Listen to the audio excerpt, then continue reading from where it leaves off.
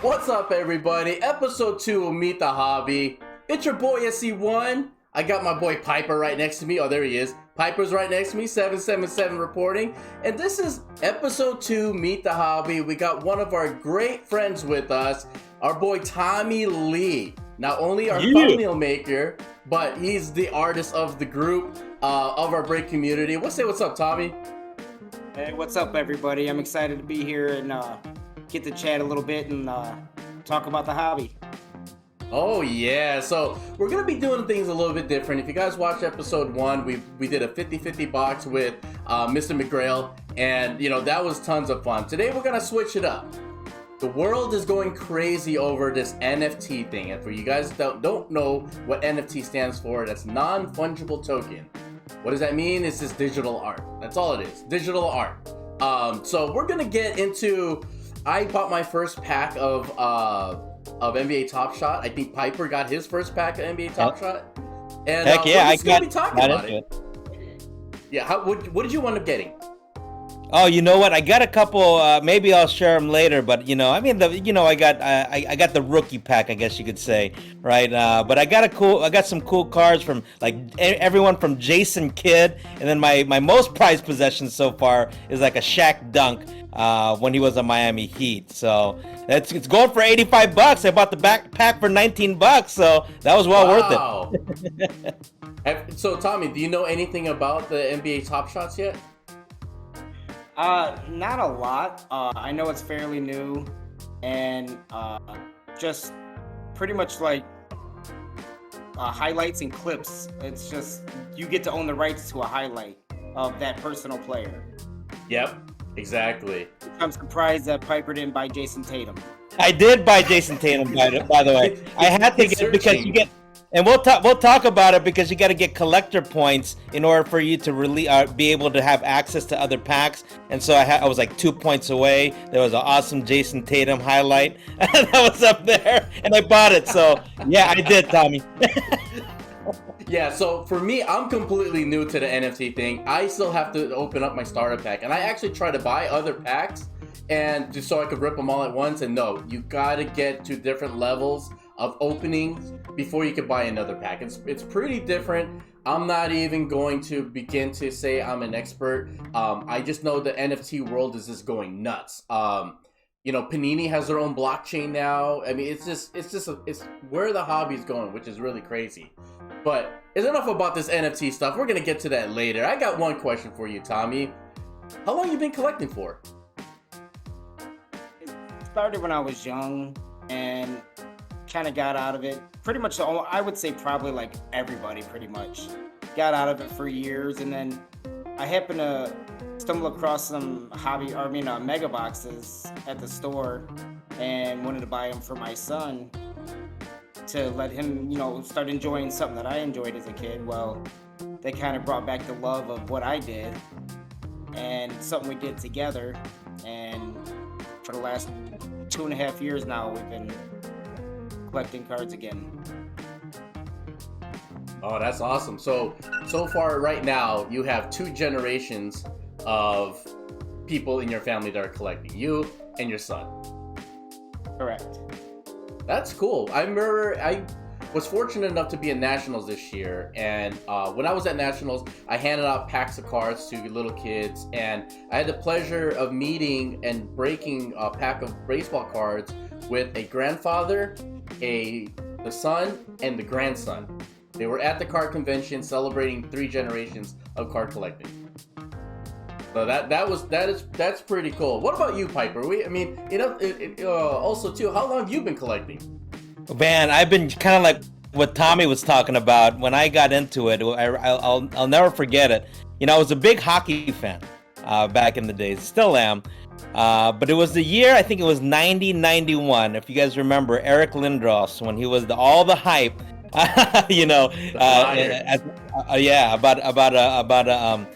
for all the NHL rookies. I remember I would take my bike with Cicinosis. Actually, we were young when we were starting collecting cards. We would take our bikes every time to the card shop and just keep buying hockey packs to try to land that Lindros. and the Gretzky's, of course, and things like that. And then obviously it evolved. And I did, just like Tommy said, I took a little bit of a break, and I have my son too, who's 7 years old now, and kind of that rebrought my love for the hobby, because I wanted to share that with him too, kind of like what Tommy said about with his son. Awesome. Yeah, I mean, go ahead. To add two things. One, I used to get all my cards from a flea market from this old guy. He would have a tic-tac-toe board with different numbers on it, and you roll the dice, and whatever number dice that was, you get that card. Oh. Well, I remember spending $30 at his booth. It was 50 cents a roll. But you had to roll 3 ones to get the Michael Jordan card in the middle. And after 30, I still remember it was 30-some dollars, I finally rolled 3 ones. Oh, no way. And that's kind of where it just took off right there. Like, I was obsessed, because I was obsessed with Jordan at the time. So, but to get that card, it was one of the best feelings. And number 2, the weird reason why I got him started is because the younger kids that open up the cards, they open it up to pull their favorite player. They do it for the love of the hobby. It's kind of what it's turned into. To get to see them do it for what it was meant for is just awesome. Absolutely, man. I mean, so let me ask you guys this. With the way the current landscape is, do you feel like, especially with basketball, with the prices, the shortage of product, do you feel that this next generation of collectors are missing out, and it may even just skip their generation of being able to collect basketball because it's completely unaffordable?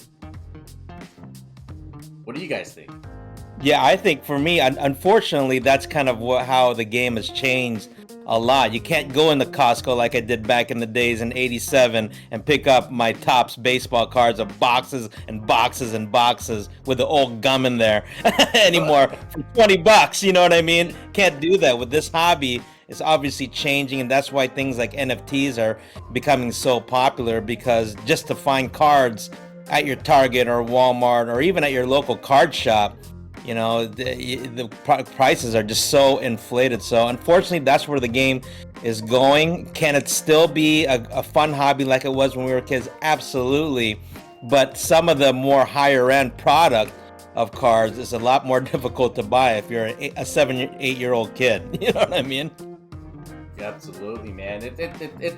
It's kind of nuts. It's really sad in a lot of sense, because I mean, kids grow up and just like us as kids start buying basketball cards. I remember in 1990, 91, I was buying a whole bunch of Skybox and Hoop cards, and me and my cousin, we would just, after school, we go to these cards to the CVS, right on the walk home, buy like $2-3 packs of cards, and we go in and then we start trading, and then we find we start trading with the other people at the school, and that was what's really, really cool about the hobby.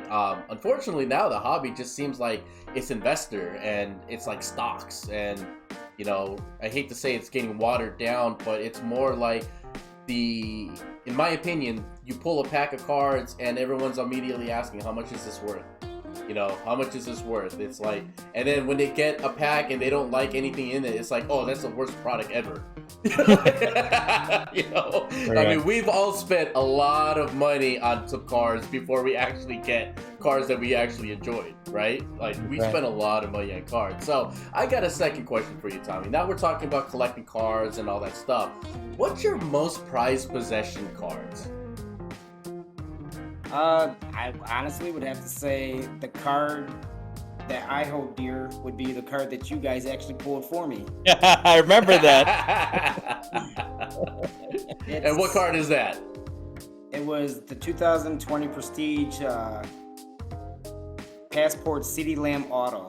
Which, being a huge Cowboys fan, it was just being able to, I've been competing with other new breakers to try to compete to keep buying the Cowboys, and luckily I won it that night, because that's still right now my favorite card. Awesome. So in your opinion, here's the third question for you. What is your most valued sport that you're collecting right now? I do all three in different categories. Like, basketball, I think, is the quickest turnaround. Football to me is more of a PC. I PC more football. And then baseball, I hold on long term because it takes so long for these young guys to develop into something bigger, to where, one day you could say, hey, I got the next Mike Trout, and it's sitting right here in my collection. Yeah, I mean, baseball is the long game, and I mean, ultimately, baseball is the original. That's the foundation of the hobby was baseball. Can you imagine being able to just buy a Honus, or back then you had an Honus Wagner, and you know what I mean? Can you imagine if your grandfather just like had one? It's like, oh yeah, I remember that. I kept it. Even if he just had a broken card of it, like a bent up card, it's still worth a crazy amount of money.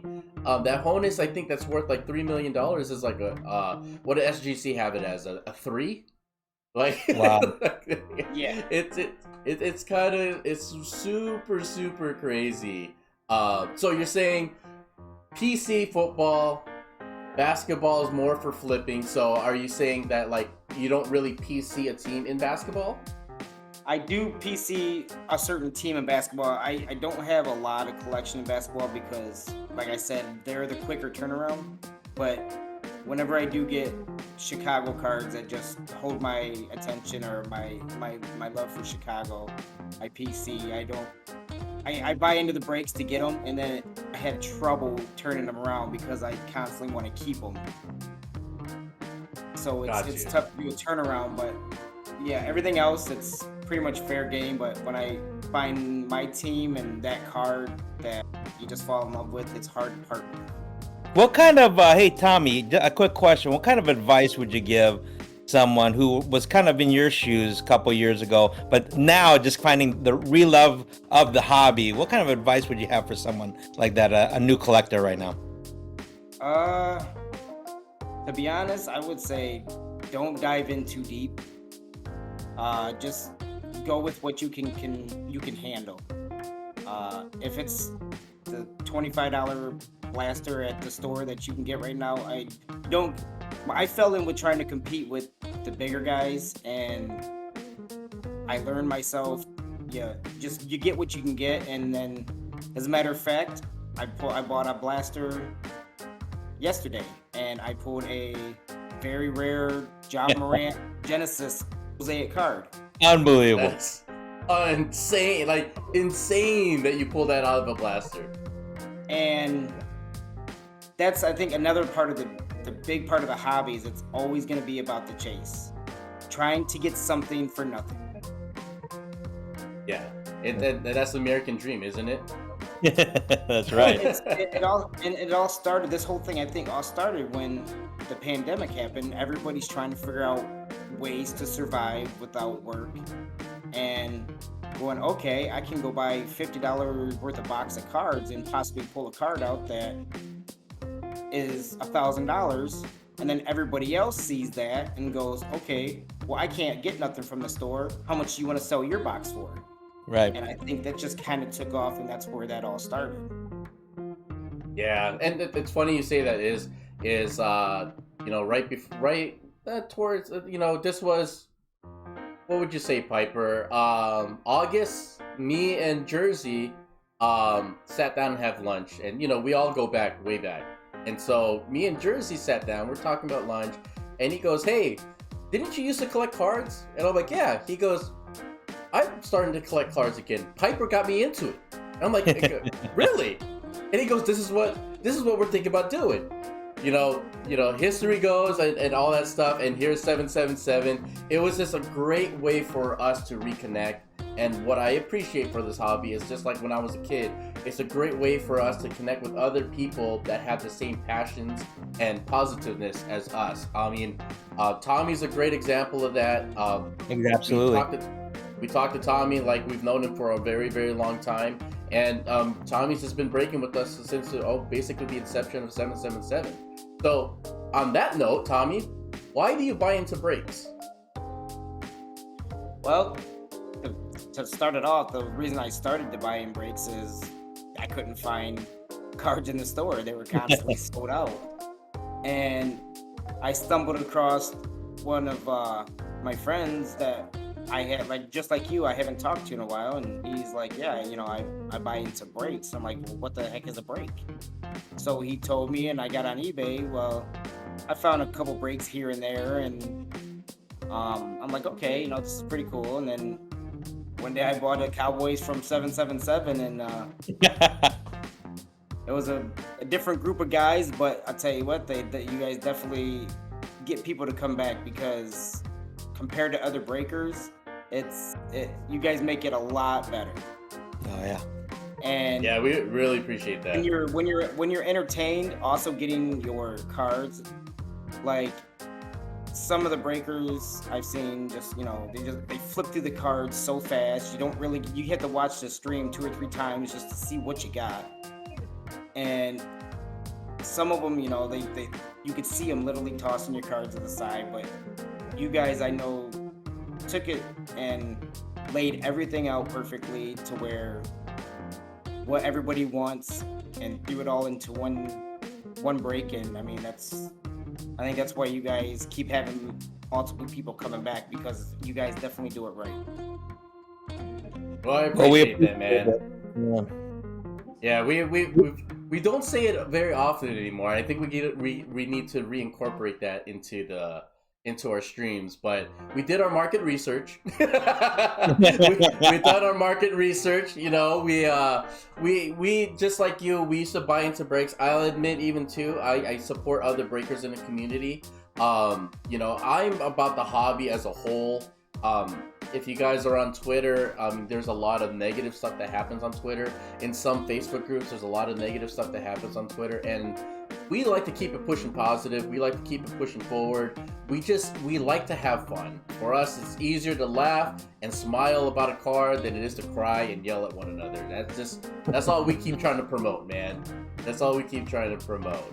But I'm interested into opening up this pack, unless you got any more questions for Tommy. You know what? I got one question, right? But Tommy's been with us for a long time, man. Been very loyal to us, and that's why we're doing this, because we want to showcase Tommy. We got a lot of respect for Tommy, and we've got to know Tommy on a personal level. But a lot of our viewers out there who have seen you breaking and always chiming into our breaks, and we really appreciate that, Tommy, because you keep everybody engaged. What's a fun fact that we don't know about you that we don't know about you that you could share with the group here? Ooh, fun facts. Well, besides doing a lot of graphic design, I love to sketch. I love to hand draw, and before I broke my leg, I actually almost went to play college baseball. No way. Oh, Yeah. Wow. Piper, I think you got a trainer. I broke my leg in a soccer game, and the scholarship disappeared. Oh my, man. what a bummer. What position did you play? Shortstop. Oh, that's Wow. So you think, Tommy, like, if that would have never happened, obviously there's a lot of what ifs and things like that. I mean, obviously you have passion for the game, otherwise you wouldn't have got that far. Do you have any, do you feel that you could have went far? Or at least gave it a good shot? I really do. I know everybody always gives herself like, yeah, I could have been one of the best. Sure. I don't think I would have been one of the best, definitely, but I think I really could have made a great attempt at the next level, if not getting hurt. Yeah. Yeah. I actually still hold the highest batting average at my high school for a Wow. season, which is 423. No way, 423? Damn. Woo! That's crazy. So were you a hitter, defense? What was your specialty? Or just good all-around player? I was a very good defensive player, and I wasn't much of a power hitter, but I was a great opposite field hitter. I could hit the field. I wasn't gonna hit for power, but defense was my main. I was diving and jumping and flipping and whatever I could to get that ball, to keep it in front of me. Nice. That's awesome, man. I know for me, I was like one of the smaller kids, and when I was growing up in Chicago, I actually led the league in doubles because I was such a fast runner. I would easily turn singles into doubles. Wow. And even though now I'm in California, California is actually the reason why I stopped playing, because I moved out to California and we were so new to the area. My mom didn't even know where to even start to put me in Little League, so it just kind of went by the wayside. It really sucked. I love playing baseball. That's part of Well, my all I need is play. 2 weeks and a trainer, right, guys? I always say, give me 2 weeks and a trainer. I'll be the best out there. I'll take you guys on. I got one more question for you, Tommy. And the question is, you're in Ohio. I know that about Tommy. Tommy's in Ohio. How did Tommy become a Cowboys, Bulls fan, and, well, I know for a fact you're an Indians fan, but how did the Cowboys and Bulls come about? Well, the Cowboys, my uncle actually lives in Texas. Oh. And before I was really into football, sports, or anything, he would always send me Dallas Cowboy shirts for Christmas. And I would wear them around all the time because, and a bunch of kids would go, "Oh, you like the Cowboys? Ah, they suck. They're 1-15. Oh, you know." And then I look and I'm like, "Oh, you know what? I guess I am." And ever since then, I just proclaimed as a Cowboys fan. So, and that's all awesome. my friends growing up with, every time people say, "Oh, you only like him for the Super Bowl," my friends can always go back and go, "Nope. He was a fan way before that, but he didn't know he was a fan. He just wore the shirts all the time." And Chicago, I actually blame my best friend down the street.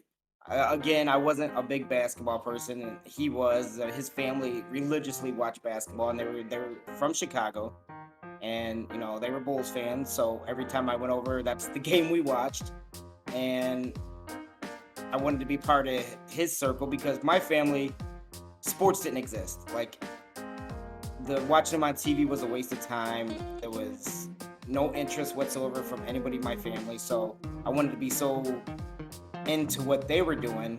I just, became a Bulls fan to be part of that. And it just stuck. Wow. That's cool. So, as everyone knows, I'm a Chicago guy. I mean, we all can't be Bulls fans. Piper is a big Celtics fan. I got a question, Piper. Yeah, what's up? Being from California, how did you become a Boston fan? Oh, see, that's the biggest question. That's $1 million question. So here's in a nutshell, right? I was born in Passaic, New Jersey, right? Little kid, 2 years old. My parents moved us over to Fall River in Massachusetts. My dad, huge Celtics. I mean, huge. I mean, he would watch it all the time. And I don't remember because I was really, really, really young. But then my mom got a job. She's a nurse, right? And she moved. They moved our whole family out to California. Maybe when I was 3-4 years old. Still, obviously, my dad was still a huge Celtics fan. So I grew up in that environment. And so I got into fights. I got into a lot of trouble just because I was a Celtic fan, because it was those times when it was when it was Showtime Lakers, right? That was a huge rivalry. Oh, and I kind of stuck to my guns because my dad, he just bled green. It rubbed off on me, obviously. Loved the Celtics ever since I can, remember. Growing up in California, tough. I have my license plates are Celtics. I'm afraid I'm going to get keyed every day. Or get shot at, when I go to LA. Hasn't happened yet. Hopefully there's some respect there, right? I think there's some respect there. But again, that's kind of how it all started. Yeah, you never really know how much your parents rub off on you, because you could ask my older son all his favorite teams. He's gonna tell you Cleveland, Dallas, and Chicago. There you go. That's awesome. So on that note, it's funny you guys say that because, I'm a father of nothing but girls, and they always talks about like girls will always date guys that have personality traits of their dads. And so my wife, unfortunately, her dad passed away when she was young. I never had a chance to meet her dad. But her dad was the biggest. Her mom's a big Laker fan, and her dad's the biggest LA Laker hater ever. And so he always rooted for Detroit. He always rooted for Chicago. You know, he passes away, unfortunately, and then me and her meet, like, you know, years down the line, and it just so happens I'm the same exact way. Out of all the teams in the NBA, I just cannot deal with the Lakers. Like, there is a dish in Filipino culture called ube. That's purple. It's like taro. It's purple. I will not eat it. Because till this day, I will not eat it. It won't mix with me. Well, I'm sorry, Laker fans, because that's kind of like how I am too. It's like people ask me, "Who's your favorite basketball team?" I go, "The Celtics and whoever's playing the Lakers." Yeah, and that's why me and Piper get along so well. That's the same here. I always had the utmost respect for Kobe Bryant, but the Lakers in a whole I couldn't stand. Yeah, me too. Oh yeah. So let's get into this little NFT site for you guys that have never been to the NBA Top Loader or Top Shot site. I'm completely new to this. Really rude. So let's get into this over the scene over here, and this is what the site looks like. You see, there's a certified KD pack. It comes with 4 moments, but you cannot purchase these things until you hit a specific level. I am not at that level, and I bought a starter pack, which is this one right here, and I can't open the starter pack I can't buy more because I only can buy one. So right. Piper has a little bit more experience because he bought a couple more than me. I've been kind of holding out on opening this pack, so I'm ready to rip this pack open if you guys are ready to rip this pack open. Ready to go. So I had a little bit of experience with NFT or this Top Shots because I was so intrigued by it. And so what SC1 was saying is that, yeah, you buy a starter pack. It's like $9 and you get some common cards and you get some cool highlights. But then you got to keep buying and buying and buying to accumulate these what you call collector's points, right?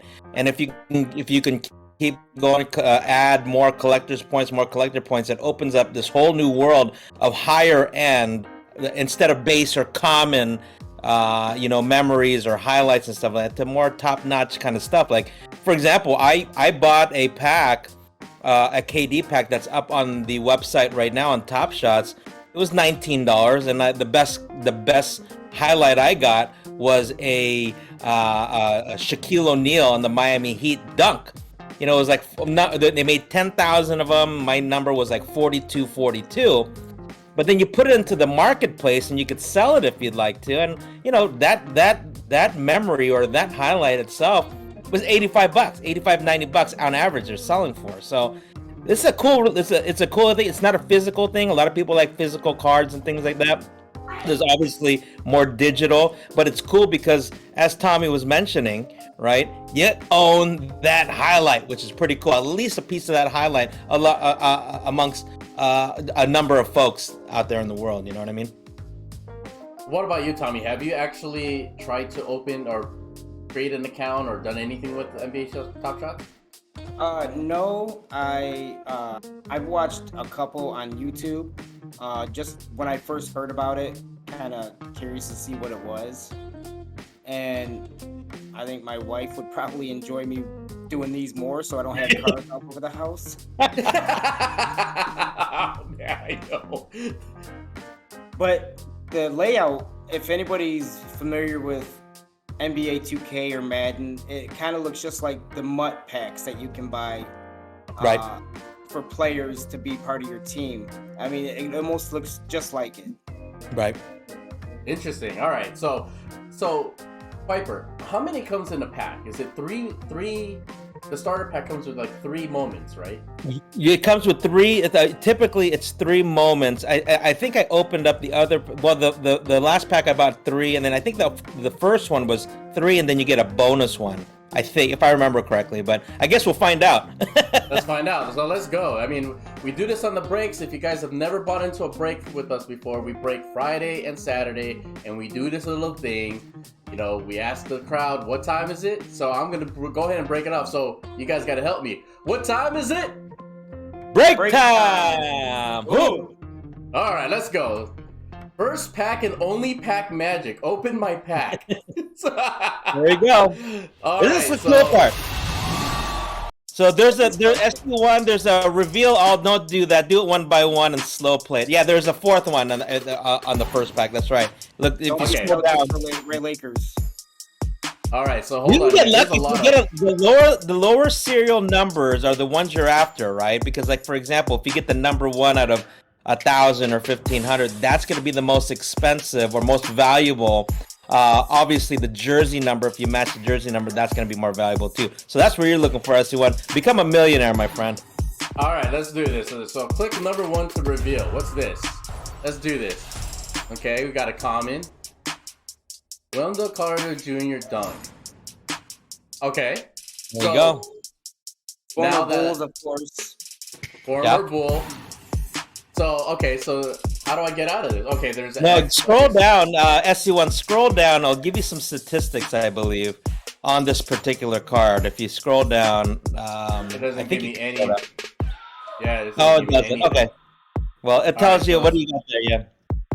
All right, so what if we just pull, like, I'm a Bulls fan. What if this is like an IO? Because IO's really hot during this NFT stuff right now. So what if it is an IO? Like, that'd be cool. Another common. Okay, there's a Kevin Durant common. Yeah, everybody gets on this pack. You get a Kevin Durant. And you're gonna be able to look at your collection later. SC1, I'll tell you. What the serial should be on the top right. I can't see it too well. My eyes are bad. Oh, there we go. 32513 out of 60,000. Right. Okay. So again. Okay. I don't know the value of that, but you can check it in the marketplace later. Yeah, and there's like crazy music in the background, so if it's drowning out the sound on the recording, we apologize. I've never done this before. Ooh, what's this? Common? Another one. Isn't this the same one? They gave you the same one? How is that possible? Isn't that the same one? I think the number's a lot lower though. Yeah.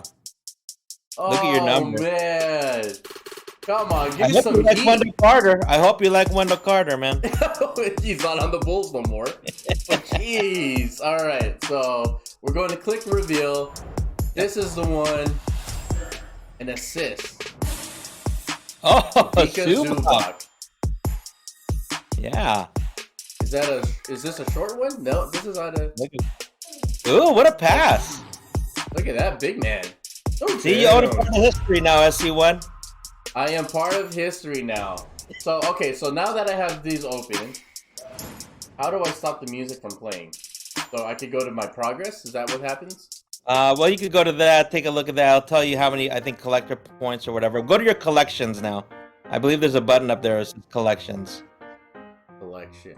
Okay, I'm in my collection already. There you go. So now... All right. There you go. Collect the score. Okay. So what is this all do? Okay, so now I open my 3. Yeah. So your collector score, it'll get updated, but your first tier is 10, I believe. Right? To get to 10, I think you're at 8. Does that say 8 on there? Yeah. So you're at 8. So if you buy anything, this is the position I was in the other day where I needed 2 more collector points to be able to buy another pack. So I went ahead, as a Celtics fan, went over to Jason Tatum. I go, give me a highlight. Bought a highlight for like $3, and it gave me 2 more collector's points, and it opened up another pack for me. So you're saying that I have to go into packs or go to the marketplace, buy a Chicago Bull, or just anything. Just buy or Boston Celtics, get a Larry Bird one. You know what I mean? Just while you're at it. Or Boston Celtics. So, all right. So I could technically buy this Bryn Forbes. Correct. For $3.40, and that should unlock me. That's Well, what it should give you. It should tell you how many collector points that'll cost. That'll give you after you purchase it. But typically, it's the base is 2. You know what I mean? And they have release days. Like this morning, they had a release day. Usually it's Thursday mornings they have releases, and they had one this morning. I missed it, but they can alert you and things like that. But everything you do on the site, if you buy the highlight, it's yours. Obviously, you could buy it for cheap, and it'll tell you. If you scroll down on their SU1, what's pretty cool about it, if you scroll all the way down, keep going, it'll tell you the marketplace, the value, how many packs are of that particular highlight still out there, how much the top card is selling for, right? Look at this, the sales history. It tells you right there, 1, 2, 3, what does it say up there? The first one. That's the most expensive one. $649. For that, he probably has serial number 1, right? Interesting. Okay. Yeah, serial number 1. Because that's the very first one, and obviously that's the most valuable. Now, if you scroll down, it'll tell you, because some you most likely obviously won't have the number 1, but all the different cereals out in the marketplace, you could buy it for cheaper. Obviously, if it's a higher number, just to have it in your collector's, in your collection. So if you okay. So if you look at, I don't know, that was Caruso, right? The Caruso, whatever number he is. If you look at that serial number of his jersey number, that's obviously going to spike up because it's a jersey number match. So and you guys see this? Look at Io. I mean, this is what I was talking about. I remember seeing Io, and initially I saw $19, and it's like overnight he spiked up to well over 100. Look at this one's average sales 274. So, all right. Well, now we kind of broken my cherry into this whole NFT thing. So on this thing, does it tell you where, if I were to buy this one, how many points I get for it?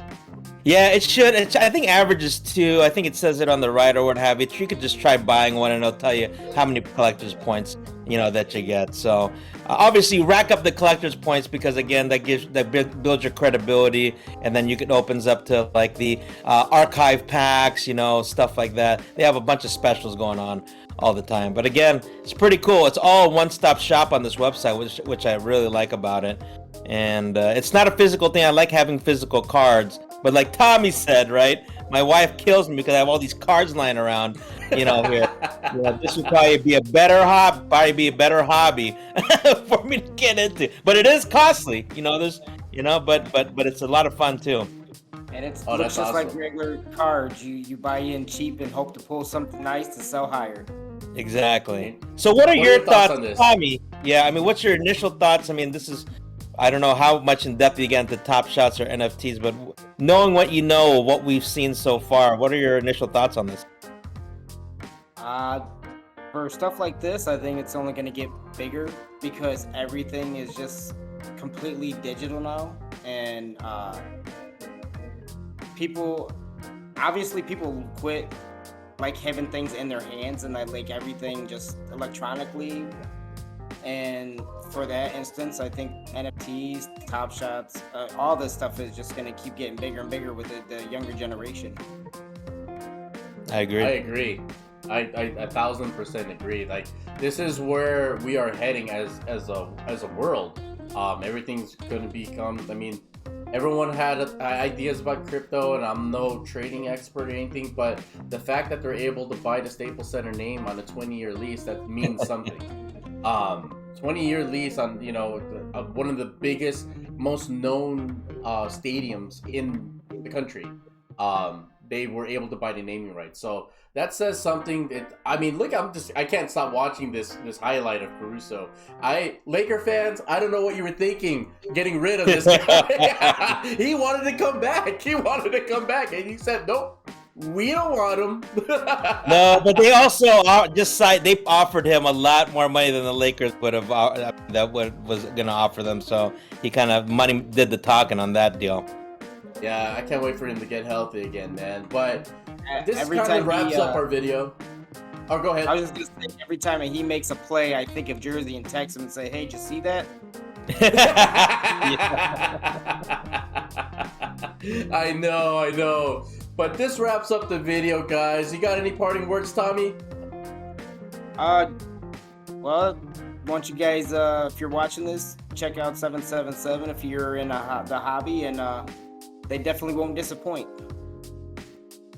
I appreciate that, my friend. And for you, Piper, got any last parting words? No, I just want to again thank from the bottom of our hearts, Tommy Lee, man, been a big supporter of ours, is definitely part of our family, and thank you for taking time out of your day, Tommy. I know it's snowing out there, so keep safe, keep your family safe. But again, thank you so much for always supporting us. It means a lot to us, and look forward to bigger and better things, because we're going to the sky and beyond with this channel, and you're gonna be part of it, Tommy. And son, who is that? Xander. Xander made the YouTube cut. So I just want to say to everybody out there, if you're in need of any graphic design work, any print edits, all the links for Tommy's information is going to be below in the description. Go ahead and check him out. He could do some custom prints and put them on canvas for you for anything you guys want, not just sports related. So I'm your boy SC1. That's Piper. That is Tommy Lee. This is 77 Breaks. That was 777 Breaks. Sorry, guys. I get messed up with the sevens. But this is 777 Breaks. This is Meet the Hobby. Until the next video, guys. Peace out.